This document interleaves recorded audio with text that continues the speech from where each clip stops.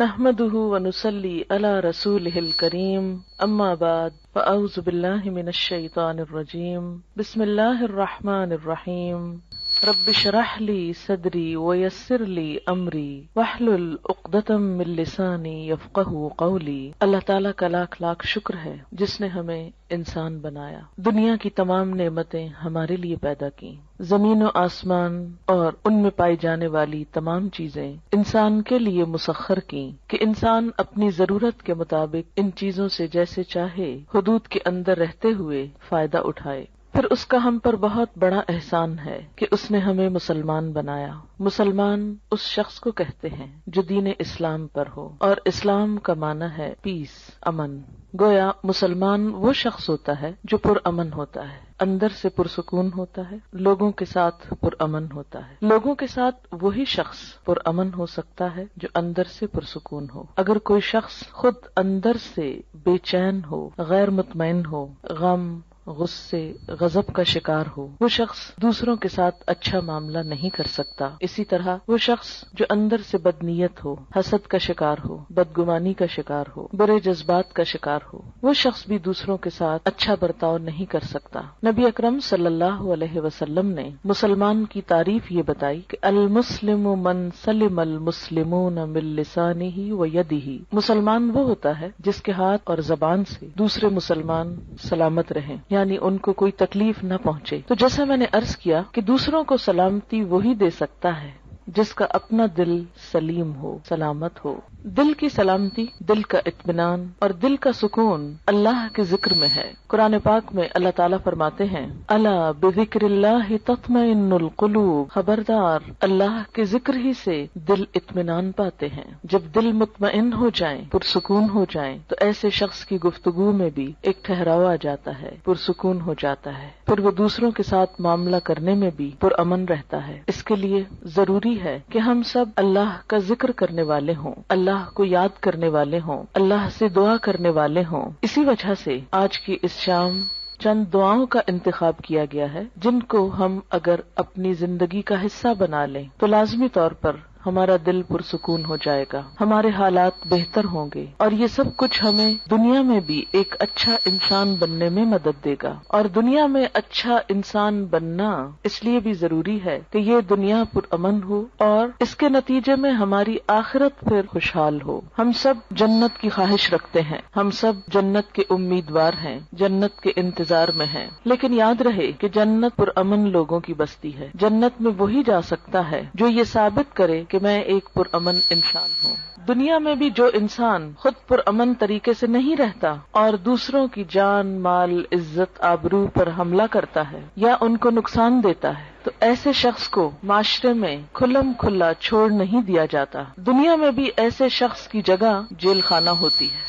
ایسے لوگ جو معاشرے کا سکون برباد کریں، معاشرے میں بے چینی پیدا کرنے کا سبب ہوں، ان کو دنیا میں بھی پکڑ کر قید کر دیا جاتا ہے، اور اگر وہ دنیا کی قید سے بچ بھی جائیں، ان کا کوئی جرم ثابت نہ ہو سکے اور دنیا میں کوئی سزا نہ پا سکیں، تو آخرت میں ایسے لوگوں کے لیے پھر یقینی طور پر جیل خانہ ہے۔ اللہ کے جیل خانے کا نام جہنم ہے۔ وہ کون سی چیزیں ہیں جو انسان کو جہنم میں لے جاتی ہیں؟ ان میں انسان کی بری نیت سب سے پہلے آتی ہے۔ اگر کوئی شخص خانہ کعبہ کا طواف بھی کر رہا ہو لیکن اس کی نیت اللہ کو خوش کرنا نہیں، لوگوں کے سامنے اپنی نیکی کا پرچار، قد کے بارے میں کچھ اظہار خیال کیا کہ فلاں تو ٹھنگنی ہے، ٹھنگنی کہتے ہیں جس کا قد چھوٹا ہو۔ آپ صلی اللہ علیہ وسلم نے یہ لفظ سن لیا، آپ نے فرمایا تم نے اتنی سخت بات کی ہے کہ اگر اسے سمندر میں بھی ملا دیا جائے تو اس کا پانی بھی کڑوا ہو جائے۔ لیکن ہمارے عام طور پر ماحول میں اس قسم کے تبصرے کسی کے ناک پہ، کسی کے جسم پہ، کسی کے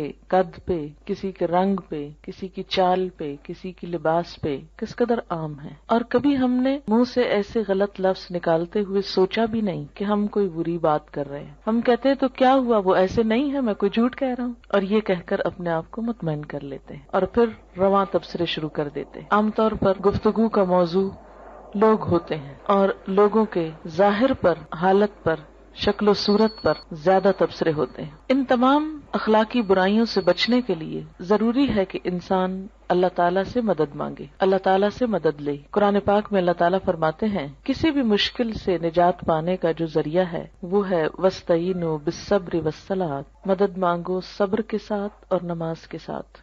نماز اللہ کے ذکر کا بہترین طریقہ ہے، اللہ کو یاد کرنے کا۔ نماز ایک دعا بھی ہے، لیکن نماز کے علاوہ یا نماز کے بعد بھی اللہ کو یاد کرنا اہل ایمان کا طریقہ ہوتا ہے۔ دعا ایک عبادت ہے، نہ صرف یہ کہ عبادت ہے بلکہ عبادت کا بھی نچوڑ ہے، عبادت کا بھی اعلیٰ ترین حصہ ہے۔ حدیث پاک میں آتا ہے کہ جو اللہ سے دعا نہیں مانگتا اللہ تعالیٰ اس سے ناراض ہو جاتا ہے۔ بعض اوقات ہم یہ سمجھتے ہیں کہ اللہ کو تو پتہ ہی ہے ہم کو کیا چاہیے، اور وہ تو ویسے بھی دے سکتا ہے، ہمیں مانگنے کی کیا ضرورت نہیں۔ آپ صلی اللہ علیہ وسلم نے فرمایا جو لوگوں سے مانگتا ہے لوگ اس سے ناراض ہوتے ہیں، اور جو اللہ سے نہیں مانگتا تو اللہ تعالیٰ اس سے ناراض ہوتا ہے۔ تو ہمیں لوگوں کی طرف توقع رکھنے اور ان سے مانگنے کی بجائے اللہ کی طرف رجوع کرنا چاہیے۔ دعا انسان کی بندگی، عاجزی اور اس کی عبادت کا ایک ذریعہ ہے، ایک طریقہ ہے۔ اللہ تعالیٰ اس بات کو ناپسند کرتے ہیں کہ کوئی بندہ اس کے آگے ہاتھ پھیلائے اور پھر وہ ان ہاتھوں کو خالی لوٹا دے، کیونکہ وہ کائنات کا بادشاہ ہے۔ لیکن عموماً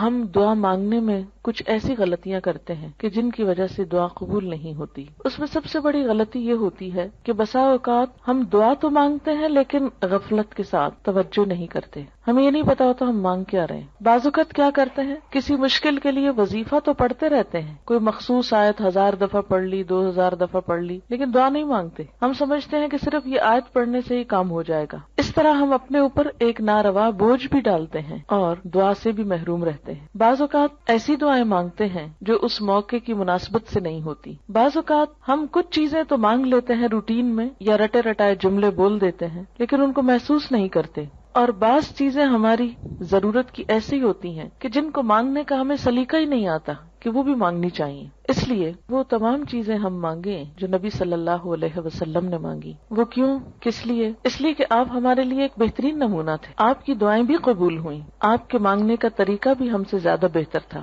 اور آپ نے وہ تمام چیزیں مانگی جو مانگنی چاہیے اور جو ہمیں بھی اپنی زندگی میں مانگنی چاہیے۔ یہ زندگی ہمیں ایک دفعہ ملی ہے، اس زندگی کو ضائع ہونے سے بچا لینا چاہیے، دوسرا چانس نہیں ہے۔ اگر آج ہم نے اپنے وقت اور اپنی زندگی کی قدر نہ کی اور کچھ چیزوں سے محروم رہ کر دنیا سے چلے گئے تو یہ محرومیاں مستقل ہو سکتی ہیں۔ اس لیے عقل مند شخص وہی ہے جو اللہ سے مانگتا رہے۔ دعا انسان کی کوششوں میں ہونے والی کمی کو بھی پورا کر دیتی ہے۔ ایک شخص جو مانگتا رہتا ہے وہ اگر عمل میں کچھ کم بھی ہو تو دعا عمل میں آگے بڑھاتی ہے، اور اگر پھر بھی کمی رہ جائے تو اس کمی کو پورا کر دیتی ہے۔ ہماری کچھ دعائیں تو مانگی ہوئی فوراً پوری ہو جاتی، کچھ ایسے ہوتی ہیں کہ جو پوری نہیں ہوتی لیکن ان کے بدلے کوئی آنے والی مصیبت ٹل جاتی ہے۔ آپ صلی اللہ علیہ وسلم نے فرمایا کہ ایک طرف سے دعا اٹھتی ہے اور دوسری طرف سے مصیبت آ رہی ہوتی، وہ دونوں آپس میں جھگڑنے لگتی ہیں۔ دعا مصیبت کو اوپر لے جاتی ہے کہ واپس جاؤ، اس بندے پہ نہیں آؤ، اور